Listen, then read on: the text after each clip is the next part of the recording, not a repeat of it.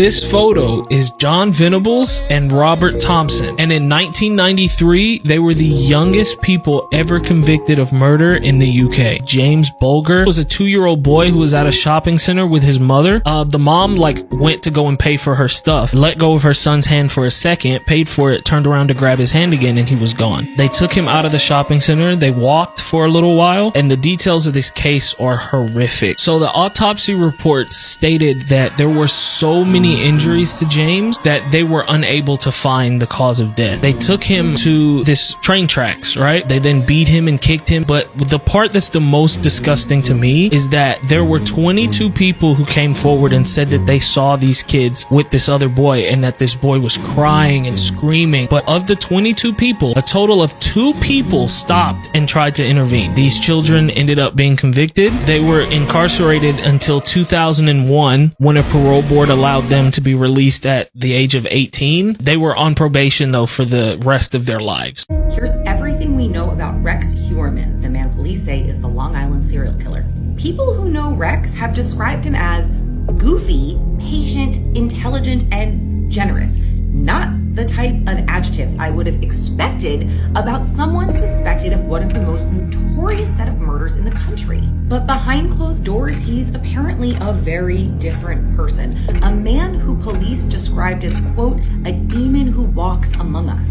In court documents, law enforcement says Rex frequently hires sex workers and communicates with them extensively with burner phones. And they got a hold of his online searches, and they're disturbing. Cops say the suspect conducted thousands of searches for sex workers, sadistic, torture-related pornography, and child pornography. I went through the list of his alleged exact search terms, and let me tell you, they are horrific.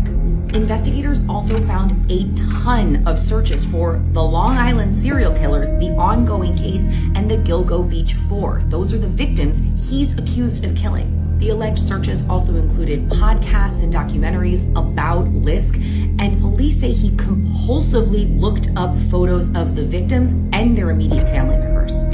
Rex also has a Tinder profile with a fake name. He goes by Andrew Roberts, and the profile was connected to one of his burner phones, but he did use his actual photos for it. The suspect is 59 years old. He's Long Island born and bred and lives in Massapequa with his wife. The two of them have lived in the same house together since the 80s. Got 2 adult children, worked as an architect for many years, and was pretty well liked. His colleagues actually nicknamed him Peter Griffin after the Family Guy character. And physically, that description's not far off. He's a big guy, 6'4", about 240 pounds, with brown hair and a round face, and as of now, is maintaining his innocence.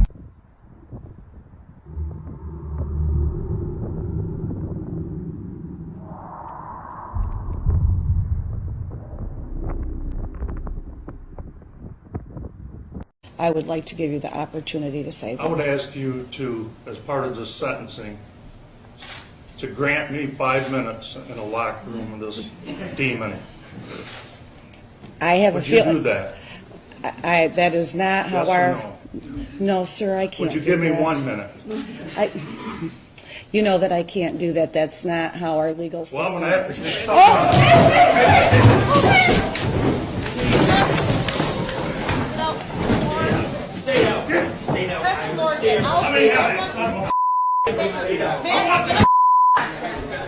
It's just a cigarette and it cannot be that bad. Honey, don't you love me? Hi, I'm Ethan, and we'll be diving into crazy crime cases with insane twists I didn't see coming. In Sweden of 2008, Agnetta Westland had went on a walk with her dog into the forest and never returned. That same night, her husband Ingemar had went out to look for her, and that is where he discovered her battered body by a pond. Understandably devastated, he called police, but when they arrived, they arrested him. For 10 days, he was in custody, and he was also their #1 suspect for 6 months. And the entire time, he claimed that he had nothing to do with the disappearance and murder of his wife. After more tests on Agnetta's body, it was later declared that a elk, or moose if you will, had unalived her. Apparently, the elk had ate some fermented apples and became extremely drunk, saw Agnetta walking her dog, and attacked her. To this day, her dog was never found either. Serial killer facts you probably didn't know. Jeffrey Dahmer didn't consume people who had tattoos. He felt as though it gave their skin an odd taste. Be safe and get some tattoos. Pee Wee Gaskins, the most prolific serial killer in all of South Carolina, always drove around in a hearse. purse with a bumper sticker that said, "We haul anything, living or dead." The BTK killer installed multiple alarm systems in multiple people's houses because of their fear of the BTK killer. Obviously them not knowing he's the one installing them. The case of John Wayne Gacy, he crammed so many bodies underneath his house that they actually started to melt together. It took autopsy detectives almost 2 years to find out what bones belonged to what skeleton. Jeffrey Dahmer actually gave people sandwiches in his apartment building, which more than likely contained actual human flesh, but no one fully knows. The reason Jack the Ripper always unalived his victims by slicing their neck was because it was a way for him to never get blood on his clothes. Jeffrey Dahmer had so many bodies in his apartment that he ran out of space and stored one of his victims in his bathtub. He then proceeded to shower over him every single day for a month. Think about that, standing over a rotting corpse while you take a shower. Guy was absolutely insane. Since the 1980s, there's still 227,000 unsolved murders from serial killers. You walk past 36 serial killers in your whole lifetime. Angelo Vargas, also known as the People Eater, was a serial killer and cannibal in Venezuela. Once arrested in 1999, he confessed to unaliving around 11 men over the past 2 years. Mick Victims, the 6'1", 450-pound serial killer known as the Cannibal, Joe Meneth, reportedly mixed the flesh of his victims with animal meat and sold them as burgers at his food stand. The American serial killer Albert Fish stated his victim total was around 100. He claimed to unalive and eat people in every state. Fish wrote a note to one of the mothers of his victims, Grace Budd, describing how he unalived her daughter and how her flesh tastes. These people were absolutely sick. Like and follow for more.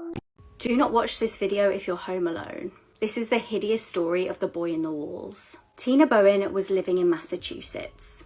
Tina's mum had sadly passed away, but Tina began hearing strange scratching noises from within her walls. She was convinced that it was her mum trying to communicate from the dead. The reality of the situation, though, is so much more horrifying. For weeks, Tina was haunted by cryptic messages scribbled into the walls of her home. Items would also mysteriously vanish and then reappear in a different place. She was convinced there was a poltergeist in the house. Then, one night in December 1986, Tina and her dad came home to a sight like that out of a horror film. A figure was stood in the wardrobe with a painted face, a ninja mask on, and a hatchet in his hand. The pair were then forced by this masked man into a bedroom. Luckily at this point he then went into another room, so this gave Tina the opportunity to run and call police. Officers raced to the scene and found that Daniel LaPlante had actually been living within the walls of Tina's house. He'd been there for weeks, taunting her. Now, Tina had actually dated Daniel, but she had no idea that he'd secretly been living in her house. However, this horrifying tale is far from over. Whilst out on bail, in December 1987, he actually broke into the house of a pregnant nursery teacher. This was Priscilla Gustafson. Daniel R.'d her and then shot her multiple times and then drowned both of her children. They were only 7 and 5 years old. Priscilla's body was found face down in her bed. Daniel was given 3 life sentences. To avoid possible contamination through the air, please keep shelter in your residence until further notice. If you are a resident of King County, please stand by for further updates.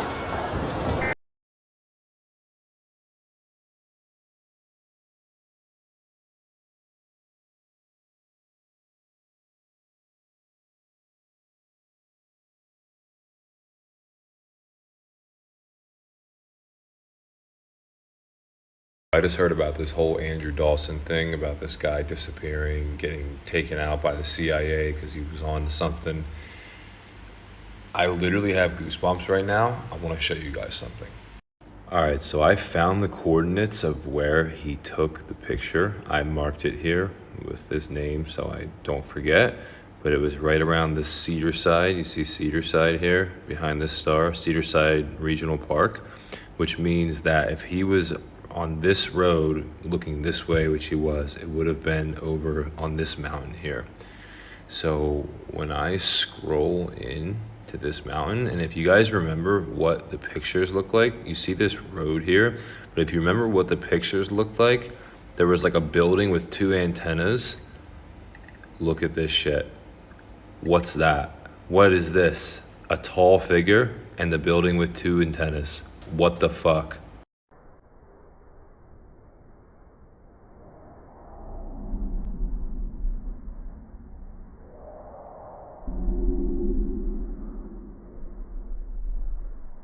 This woman murdered someone and then impersonated them for many years. In 2012, Dave Krupra met Carrie Farver when she walked into his workplace. They quickly hit it off, but they both agreed that they weren't looking for a serious relationship. With that being said, Dave was seeing another woman named Liz before getting with Carrie. One afternoon, Carrie and Dave go back to his apartment to hang out, and all of a sudden, Liz arrives to collect some of her stuff. Carrie wasn't fazed at all, and even though Liz pretended to be unbothered, it was clear that this wasn't the case. A few weeks later, Carrie asked Dave if she could spend a couple of nights at his apartment because she had a big project at work and Dave lived really close to her work, so it would be really easy for her to go in the mornings. Dave said sure, so they spent the night, and the next morning when Dave went to work, he received a text from Carrie basically asking him if they should move in together. Dave thought this was random and strange because they had already agreed that they didn't want a serious relationship, so he said no. He then received a text back from Carrie basically saying that she didn't want anything to do with him anymore. Even though they broke things off, Dave continued receiving threatening emails and texts from Carrie, and many of these emails were threats towards Dave's ex-girlfriend, Liz. Carrie's family also began receiving bizarre text messages from her saying that she quit her job and moved to Kansas. Her family could not get a hold of her, so they knew something was wrong. They reported her missing, but police felt like they couldn't do much because Carrie was a grown woman and she still appeared to be alive. In 2013, Dave found Carrie's car abandoned at his apartment complex, and the only thing inside was a container with an unknown fingerprint. 3 years later, police decided to finally start investigating Carrie's case, and in the meantime, Dave and Liz continued receiving threatening emails and texts from Carrie. Not long after, investigators noticed that Liz was at the police station filing a harassment report, but not against Carrie. This time it was against David's other ex-girlfriend. They began focusing on Liz and found out that she had been impersonating Carrie all these years in a jealous attempt to win Dave back. The fingerprint in Carrie's car belonged to Liz. All the messages were sent by Liz, and police found a memory card that belonged to Liz that had a photo of Carrie deceased. So Liz was found guilty for Carrie's murder and was sentenced to life in prison. These are the top 5 crazy cases of kidnap fakers. Number 5 is Carlee Russell. Recently, Carlee from Alabama hit the headlines after faking her own kidnap. She rang police and claimed that she'd seen a toddler on the side of the road, and she then seemingly vanished. As I'm sure you all know, the case caused worldwide panic, but just days later she showed up again, and it turned out she'd faked the whole thing. Number 4 is Jessica Nordquist. Now in July 2017, Jessica had started seeing a man called Mark Weeks. She got romantically involved with him, but when he ended the relationship, she just couldn't take no for an answer. She accused Mark of R and of getting her pregnant. She even bought a fake baby bump off Amazon to try and convince him that she was carrying his child. However, this failed to get Mark's attention, so she had to take things up a gear. She pretended she was kidnapped and sent distressing images of herself to Mark. She was posed tied up without any clothes on. Police obviously investigated this and went to her property. They found a random note stating that she'd been kidnapped, but eventually they tracked her down at a B&B in Scotland. She actually got 4.5 years in prison. Jonathan Davis is number 3. In February 2018, Jonathan vanished. His concerned family then started getting worrying text messages saying that he'd been kidnapped. The text demanded ransom money, and they even threatened that Jonathan would be hurt if they didn't act quickly. Shockingly, the family was sent a picture of what appeared to be Jonathan's broken finger. However, when police got involved, they figured out that if you typed in broken finger on Google, that was actually just the first random stock image that came up. Jonathan was soon tracked down by police, where he was at a casino gambling. Number 2 is Hillary Black. In September 2018, Hillary from Georgia called the police. She told them that she'd been kidnapped while trying to get money out of a cash machine. She said a male had threatened her with a box cutter and forced her into a vehicle. She said they'd made her drive to a shopping centre. She also claimed that he had robbed her of $1,400 and attempted to R her. Police soon found out, however, that the shopping centre in question didn't actually exist. They also were able to get the CCTV of the cash machine and found out that she hadn't been threatened or forced into a car at all. She eventually confessed to just making it all up. And obviously at number 1, it had to be Sherri Papini. She allegedly vanished in November 2016 while out jogging. Her poor husband was beside himself with worry. However, to everyone's surprise, Sherri reappeared 3 weeks later. She was in an absolutely awful state. She was completely malnourished and battered. She had her hands in restraints, she had a shaved head, she was branded and even had a broken nose. She told police that she had been captured by 2 Hispanic women, but it was eventually discovered that she'd just been staying with her ex-boyfriend the whole time. Her husband obviously had no idea about all of this and was completely devastated. She was sentenced to 18 months in prison and fined $300,000.